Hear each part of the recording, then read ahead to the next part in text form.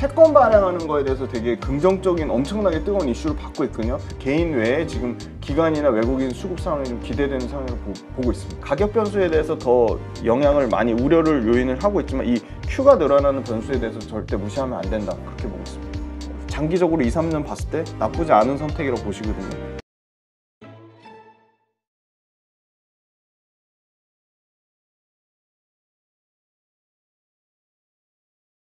오늘 모신 분은 훈훈한 주식 김지훈 대표입니다. 안녕하세요. 안녕하세요. 네, 저희가 계속 주 초에 이렇게 2차 전지 관련해서 계속 있었던 주요 이슈들 체크를 하고 있는데요. 아무래도 오늘은 에코프로를 얘기 안 하고 갈 수는 없을 것 같아요. 드디어 100만 원 뭐 찍고 언론에서 나오는 뉴스들 보니까 뭐 킹코프로 뭐 참 말들 잘 만드는데 황제주로 등극을 했다. 네. 예전에 태광인가 태광산업인가 100만 원대 있었던 주식이 떠오르는데 어쨌건 지금 시장에서는 아주 그냥 열풍인 것 같아요. 네네. 일단 뭐 펀더멘탈 측면으로는 이제 7월 12일 날 이번 주 아마 수요일이나 목요일쯤 아마 실적 이제 발표 예상되고 있어서 실적에 대한 분석은 아마 다음 주 정도에 해드릴 수 있을 것 같고, 역시나 지금 가장 크게 보는 거는 첫 번째가 이제 수급적인 이슈로 MSCI 8월 달에 5월 달에는 불발이 됐는데 8월 달에는 아마 거의 뭐 얘기 나오는 걸로는 거의 확실시 되고 있다고 보고 있어서 그거에 대한 이제 패시브 자금에 대한 수급적인 기대감이 있고요. 두 번째는 에코프로랑 에코프로 BM을 포함해서 소위 말하는 시장에서 자본, 그러니까 회사채 채권 발행하는 거에 대해서 되게 긍정적인 엄청나게 뜨거운 이슈를 받고 있거든요. LG화학이 스타트를 끊었고 이제 에코프로 BM도 4,400억 정도, 그리고 에코프로 이노베이션이 한 3,000억 정도 그 채권 전환사채를 발행했는데 그 부분 관련돼서도 역시나 2차 전지에 대해서 기관이 뭐 공매도 치는 세력도 있지만 기관의 관심도 여전히 뜨겁다, 그렇게 말씀드릴 수 있을 것 같고, 세 번째는 에코프로나 에코프로 BM, 포스코 퓨처엠 관련해서 ETF가 엄청나게 지금 생기고 있거든요. 수요일자 기준으로 이제 미래에셋에서 ETF가 나오는데 그거는 또 이제 에코프로랑 에코프로 BM, 포스코 퓨처엠만 그 ETF의 거의 57%를 담을 정도로 엄청나게 이 ETF 관련된 수급이 들어오고 있다. 근데 이게 예를 들어 미래에셋 자산운용에서 이제 2차 전지 소재 ETF를 만들면 이게 여기서 끝날 거라고 보고 있지는 않거든요. 뭐 하나 자산운용이라든지 키움 자산운용, 뭐 교보 악사 자산운용, 충분히 이게 상품성이 있다고 보면 연달아 이 추가적으로 이 2차 전지 소재 관련돼서 집중 투자하는 ETF가 나올 가능성이 매우 높다고 보고 있기 때문에 수급적으로 굉장히 나쁘지 않은 상황이고, 그럼에도 불구하고 수급 현황을 봤더니 역시나 개인이 1조 한 7천억 정도 매수하면서 개인이 지금 수급을 땡긴 상황이고, 기관이나 외국인 수급이 거의 없는 상황에도 불구하고 지금 사실 물론 금요일인가 목요일 정도에 굉장히 숏스퀴즈 물량이 나오긴 했는데 3천억 정도 되갚은 걸로 아는데, 앞으로도 지금 계속 지금 공매 물량이 지금 1조 넘게 남아있기 때문에 그거에 대한 것도 지금 향후 수급 추이를 지켜봐야 될 것 같고, 지금 수급적으로는 굉장히 지금 개인이 이제 올렸지만 개인 외에 지금 기관이나 외국인 수급 상황이 좀 기대되는 상황을 보고 있습니다. 네, 그러니까 지금 100만 원, 어떤 분들은 이제 드디어 말하던 그 100만 원 왔으니까 이렇게 매도하시는 분들도 있는데 조금 뭐 여러 가지 지금 환경을 보면 일단 뭐 ETF도 이걸 담았으니까 이제 거기서 매수를 해줘야 되고, 맞습니다. 이러한 수급적인 영향으로 더 올라갈 수 있다, 이렇게 기대하는 거군요. 그러니까 수급적으로 지금 들어오는 자금들이 뭐 과거부터 계속 들어오는 자금이 아니라 최근에 급격하게 들어오는 자금이기 때문에 여기서 뭐 특별히 에코프로가 여기서 또 이제 뭐 회장 구속 그거보다 더 악재 나올 만한 건 없다고 보고 있기 때문에, 만약에 아마 2분기 실적까지 잘 나오면 실적 잘 나올 가능성이 매우 높거든요. 그래서 실적까지 잘 나오면 굉장히 더 탄력도는 높아지지 않을까, 그렇게 보고 있습니다. 네, 알겠습니다. 자, 그러면 에코프로를 포함해서 양극재 관련 주식들 이번 주 동향 한번 좀 볼까요? 네, 먼저 첫 번째 요 표 보시면 수익률 현황부터 보시면, 수익률 현황은 역시나 원자재랑 양극재가 계속 평균 수익률 압도적으로 견인을 하고 있고요. 원자재 단에서는 에코프로가 이제 거의 800% 가까운 수익률을 기록했습니다. 신고가 영역이고요. 신고가 영역에 대해서는 물론 그 비싸다고 보실 수는 있는데, 신고가 영역이라는 건 어떤 의미냐면 쉽게 말해서 갖고 계신 분들은 모두 지금 수익 중인 상태인 거예요. 심지어 80만 원대 산 사람도 10% 이상의 수익률을 거둔 거죠. 그래서 사실 굳이 이미 난 수익 중인데 팔 이유가 사실 없습니다. 그러니까 그 말은 무슨 말이냐, 매물대가 굉장히 얇고 가볍습니다. 그러니까 더 훨씬 탄력 있게 올라갈 수 있다는 거고요. 뭐 언제든지 차익 실현 매물은 나올 수 있겠지만 아까 말씀드린 ETF 패시브 자금 수급 때문에 기간적으로 수급이 들어오면 사실 굉장히 싸게 산 개인과 기간에 어떻게 보면 손바뀐 물량이 충분히 나올 수도 있다고 보고 있고요.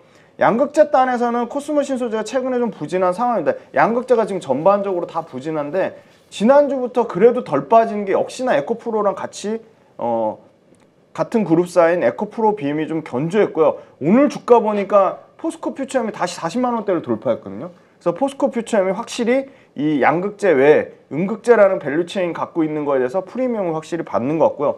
저는 이제 양극재 단에서는 계속 포스코 퓨처엠하고 LG화학 말씀드리는데 LG화학은 주가가 못 올랐지만 LG화학의 펀더멘탈은 변한 게 전혀 없다. 그래서 LG화학 갖고 계신 분들은 굉장히 다른 것 대비해서 못 오르니까 굉장히 좀 상대적인 박탈감이 많이 드실 것 같습니다. 하지만 LG화학 양극재 관련돼서 당연히 계속 추가 수주에 대한 모멘텀이 남아있고 그룹사 차원에서 LG화학의 첨단 소재 사업부, 양극재가 포함되어 있는 첨단 소재 사업부를 적극적으로 밀어주고 있다. 그런 측면에서 조금 시간을 두고 좀 차분히 기다려 주셨으면 좋겠고요.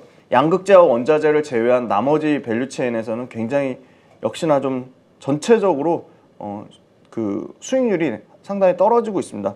음극재 도전재 단에서는 CNT 분산재를 만드는 이제 JEO랑 CNT 도전재를 만드는 이 나노 신소재가 계속 1, 2등을 다투고 있는데 코스모 신소재나 에코프로의 1월달 대비 수익률에 비하면 상당히 저조합니다. 그리고 고점 대비로도 여전히 회복을 못한 수준입니다. 30% 여전히 넘게 빠져 있고요. 전액단에서도 엔캠이 1등이지만 엔캠도 굉장히 좀 부진한 수익률을 나타내고 있고요. 분리막 마찬가지인데 분리막 같은 경우는 지금 증권사 레포트는 분리막 관련돼서 계속 쇼티지 때문에 미국에서 양극재 못지않은 50% 가까이 성장이 나올 거라고 계속 긍정적인 레포트는 나오고 있습니다. 그래서 SKI 테크놀로지랑 W스콥이랑 두 개가 둘 다 평균적으로 70% 수익률을 계속 기록하면서 엎치락 뒤치락 하고 있는데 SKI 테크놀로지랑 W스콥 이제 실적이 아마 나오면 2분기 실적이 나오면 그거 관련돼서도 분리막에 대해서 좀 더 정확한 업데이트 실적 관련해서 업데이트 해드리도록 하겠습니다. 네, 장비주는 윤성 FNC가 최근에 다시 주가가 견조하게 올라오면서 328% 압도적인 수익률을 기록했고요. 윤성 FNC만큼의 수주 잔고를 1조 넘게 갖고 있으면서 그다음에 그 매출과 이익의 실적 성장률 윤성 FNC만큼 있는 회사가 이제 PNT인데 상대적으로 윤성 FNC에 비해서는 PNT가 좀 주가가 못 올라서 PNT 같은 회사는 계속적으로 좀 저평가되어 있습니다. 그래서 PNT가 지금 PER 기준으로 20배가 안 됩니다. 한 16배 정도 되는데 좀 관심 있게 같이 윤성 FNC랑 주가 상승률 말고 이제 실적이나 모멘텀을 같이 체크를 해보시는 게 좋을 것 같고요. 배터리 셀단에서는 LG엔솔이 뭐 크게 오르지도 않고 떨어지지도 않고 그냥 26% 요 정도 수익률 수준을 계속 유지를 하고 있습니다. 고점 대비는 10% 빠졌고요. 그래서 역시나 1등 기업에 투자를 해야 되는데 이번 주에도 역시나 양극재랑 원자재에 철저하게 편중돼 있다. 굉장히 편중돼 있는데 그 중에서도 양극재보다는 원자재에 계속 편중돼 있다고 말씀드릴 수 있을 것 같고요. 포스코홀딩스, 포스코홀딩스도 40만 원 돌파하면서 오늘 보니까 오늘 오전장에 봤을 때도 40만 원대 정도 나오는데 그 포스코홀딩스가 에코프로에 비하면은 뭐 비할 데 없는 수익률이지만 포스코홀딩스도 47% 정도 수익률을 기록을 하고 있습니다. 1월달 대비해서. 그래서 포스코홀딩스도 앞으로는 에코프로와의 수익률 갭이 상당히 좀 줄어들 거라고 보고 있습니다. 네, 알겠습니다. 지금 관련된 주들 가운데서 말씀하신 대로 LG화학 들고 있으신 분들이 좀 실망이 클 것 같고요. 최근에 좀 혼자 이렇게 좀 밀렸던 것 같아요. 포스코 퓨처엠이라든가 뭐 에코프로 BM 이런 쪽은 다 올랐는데 이 LG화학은 거의 최근 한 2, 3주 동안 또 한 10% 가까이 빠진 것 같아서 아마 많은 분들이 좀 이게 뭐지? 이럴 거예요. 그러니까 LG화학이 뭐 올해부터는 분명하게 첨단 소재 사업부랑 배터리 사업부의 가치가 기초 석유화학 사업부의 이익을 분명히 뛰어넘는 건 맞는데 실제 연간 실적으로도 그렇고 이제 2분기 실적 나오는 걸로도 그런데 아직까지 그 석유화학 사업부가 심지어 지금 적자거든요. 그래서 적자 폭도 엄청나게 줄이긴 했습니다. 뭐 2천억대 넘는 적자에서 지금 500억대까지 적자를 줄였는데 줄였음에도 불구하고 그거 과연 언제 흑자 전환되느냐, 하반기에 흑자 전환 할 건데 진짜 흑자 전환되는 거 맞냐. 그리고 LG화학에서도 그 NCC 그 이제 뭐 매각설도 나오고 이 공장 매각설도 나오고 그래서 너무 지금 LG화학 이 석유화학 사업부가 너무 불안해서 첨단 소재 사업부의 이익을 갉아먹는 게 아니냐 그런 우려감이 있는 것 같고요. 근데 본업이라기보다 LG화학이 앞으로 이제 그 핵심 미래 성장 동력으로 키우는 첨단 소재 양극재 사업부는 1분기 실적에서 말해줬듯이 1분기에 매출과 이익 모두 사상 최대 실적 나왔고 영업이익률도 8%대 양극재 업체 중에 가장 높은 영업이익률을 기록을 했거든요. 그래서 LG화학이 당분간은 석유화학 사업부에 조금 그 펀더멘탈에 더 큰 영향을 받아서 부진하겠지만 계속 이 첨단 소재 사업부를 LG 그룹사 차원에서 계속 키우겠다고 했고 LG화학도 뭐 그 에코프로비엠 같은 대규모 수주 계약이 충분히 나올 가능성이 있기 때문에 충분히 LG화학 갖고 계신 분이 주가가 빠진다고 펀더멘털이 바뀐 게 없는데 굳이 팔 필요는 전혀 없다고 생각하고요.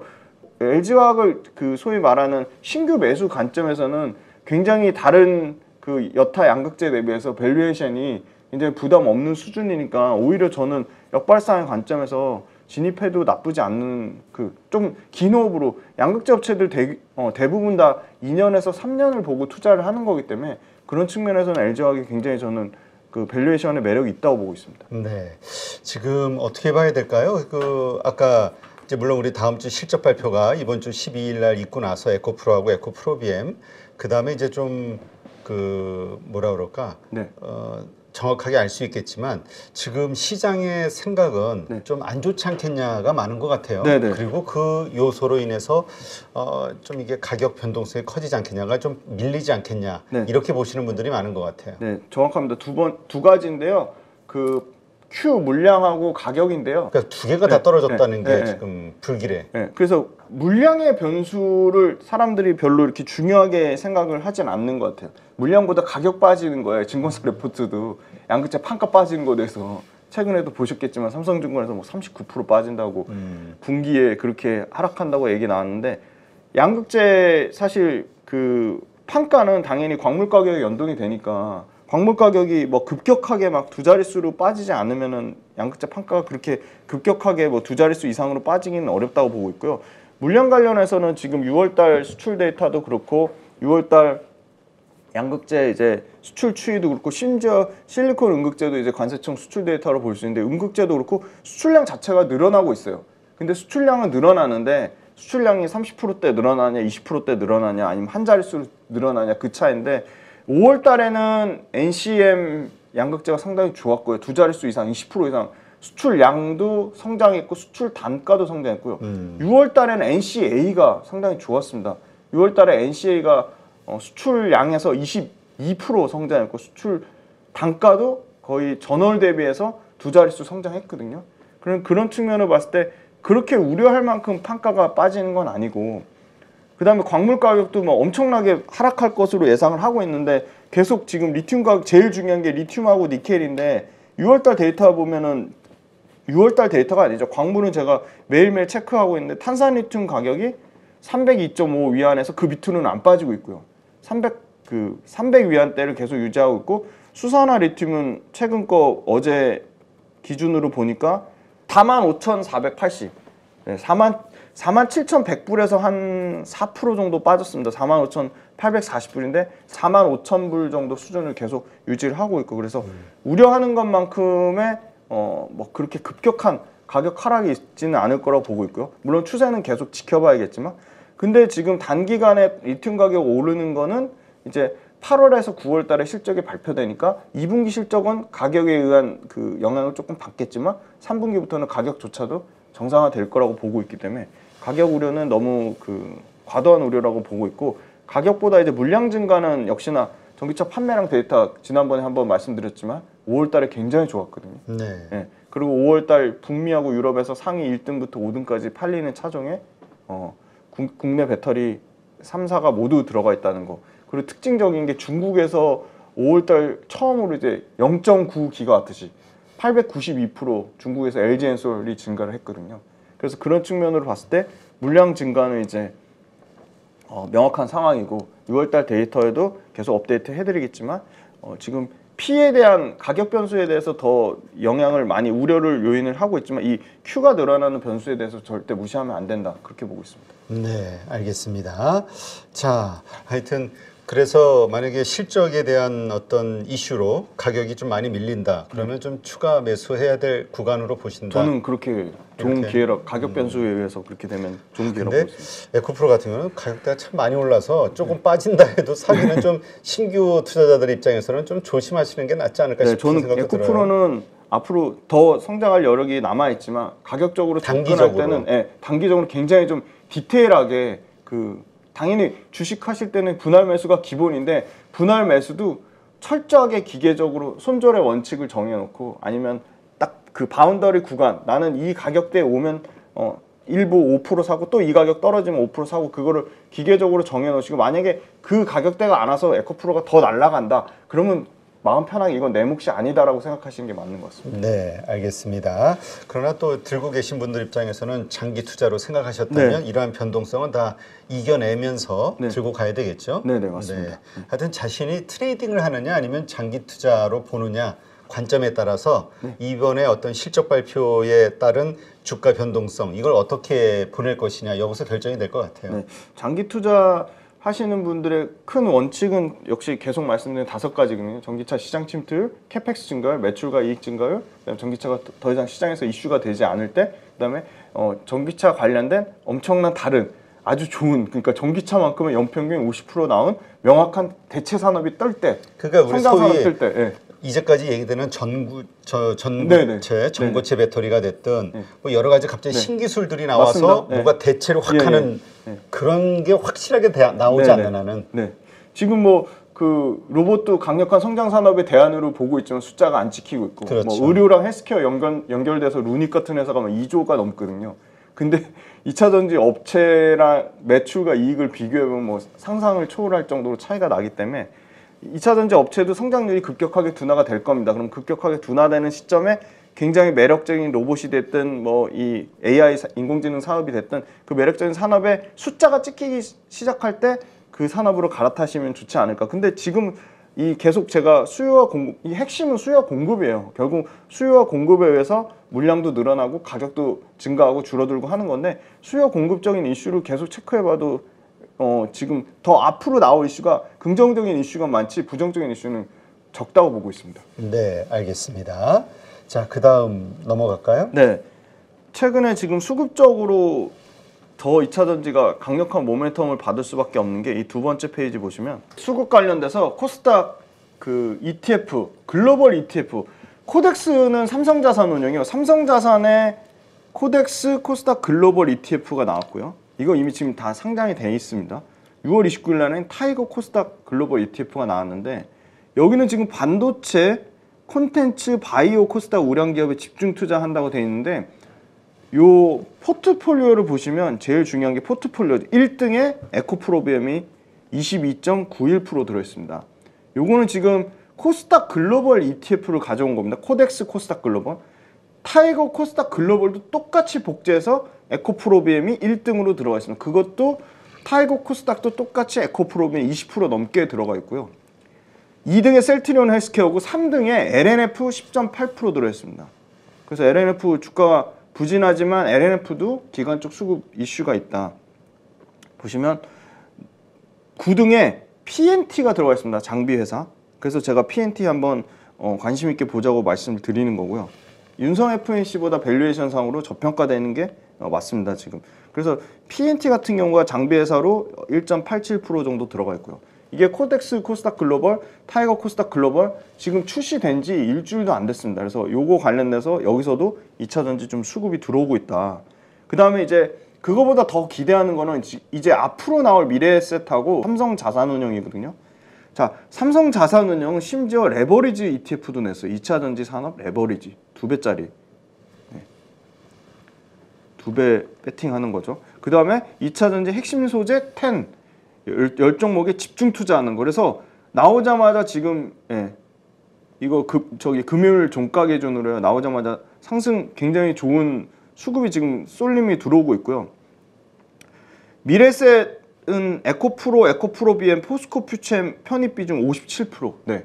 에코프로, 에코프로비엠, 포스코 퓨처엠만 57% 2차전지 ETF 소재 중에서 가장 소재주의 집중, 가장 많은 비중을 차지하는 미래에셋 자산운용 ETF가 나왔고요. 코덱스 2차전지 핵심 소재랑 또 차이가 있습니다. 재미난 건 코덱스 2차전지 핵심 소재 ETF 그 포트폴리오로 가져왔습니다. 어떤 특징이 있죠? 여기 어떤 차이가 있죠? 포스코홀딩스가 없어요. 네. 이거 무슨 생각으로 포스코홀딩스를 안 담았는지 모르겠는데. 지주사로 생각하고 그냥 빼버렸네. 네, 그냥 에코프로가 빼버렸어요. 근데 들어있는데. 근데 에코프로는 또 들어있어요. 근데 사실 그렇죠. 거기는 철강 맞습니다. 쪽이 네. 워낙 강하다 계속 보니까. 지금 철강의 밸류를 봤는데 그래서 극명하게 차이점이 있다. 아마 극명하게 수익률이 갈릴 수도 있다. 이 포스코홀딩스 때문에. 자, 코덱스 2차전지 볼게요. 포스코 퓨처엠 압도적으로 많습니다. 그러니까 포스코 퓨처엠도 지금 40만 원대 신고가를 지금 돌파하는 영역이 나올 수밖에 없는 게 포스코 퓨처엠은 외국인 수급, 기관 수급, 개인 수급까지 전체적으로 다 좋은 상황이에요. 그런 측면에서는 에코프로비엠보다 수급적으로 에코프로비엠도 수급 나쁘지 않아요. 이제 기관 수급 들어올 건데 포스코 퓨처엠, 에코프로, 에코프로비엠, LNF 여기도 당연히 LG화학 들어갑니다. 심지어 상당히 소외되어 있는 나노신소재랑 대주전자재료도 나노신소재 4% 들어가 있고요. 대주전자재료 2% 들어 있습니다. 코스모 신소재 물론 들어가 있고요. 그래서 역시나 양극재랑 에코프로 원자재단에서 이 50% 넘는 비중을 차지하고 있다는 거고요. 근데 앞부분에 미래에셋 운용 요거 말씀드렸죠. 미래에셋 2차전지 소재 ETF. 미래에셋 2차전지 소재 ETF에는 상위 5등까지 저거랑 다 똑같고요. 이거랑 다 똑같고요. 이 지금 코덱스 2차전지 핵심 소재 10이랑 똑같은데 차이점은 미래에셋은 포스코홀딩스가 포함이 되어 있습니다. 미래에셋 2차전지 소재는. 그러면 ETF를 만약에 내가 연금저축계좌나 개인 자산관리계좌, ISA 계좌나 퇴직연금 계좌나 연금저축펀드로 투자한다. 그러면 2차전지 관련돼서 2차전지가 성장하는 건 알겠는데 개별 종목 고르는 거 너무 어렵다. 그러면 이거 2차전지 핵심 소재 ETF를 조금씩 사서 모으시면 저는 굉장히 장기적으로 2, 3년 봤을 때 나쁘지 않은 선택이라고 보시거든요. 그러면 코덱스 2차전지도 좋은데 포스코홀딩스를 안 담고 있으니까 이제 7월 12일 날 이제 이틀밖에 안 남았거든요. 미래에셋 관련돼서 ETF가 나오면 그건 포스코홀딩스를 담고 있으니까 이쪽으로 2차전지 소재 쪽으로 수급이 이렇게 몰릴 수밖에 없다. 계속 지금 코덱스 2차전지 핵심 소재 나왔고 미래에셋 2차전지 소재 ETF 나오면 다른 운용사들은 가만히 있지는 않을 것 같아요. 당연히 이거를 모방한 여기에 예를 들어 LG화학 비중이 너무 적으니까 LG화학 비중을 높인다든지 아니면 2차전지 양극재보다 나노신소재나 대주전자재료 쪽에서 매출의 상승폭이 이익의 상승폭이 더 크니까 이쪽의 비중을 더 높인다든지 그런 식의 약간 변형된 형태의 2차전지 소재 ETF는 얼마든지 나올 수 있다고 보고 있습니다. 네, 알겠습니다. 이러한 것들로 인해서 어쨌건 계속 수급은 좋아질 것이고 관련된 저 ETF 안에 포함이 된 그런 차원으로 앞으로의 시장 흐름 그리고 저 2차전지 그 ETF의 그 주가 동향 이러한 것들을 잘 보면 되겠네요. 네, 맞습니다.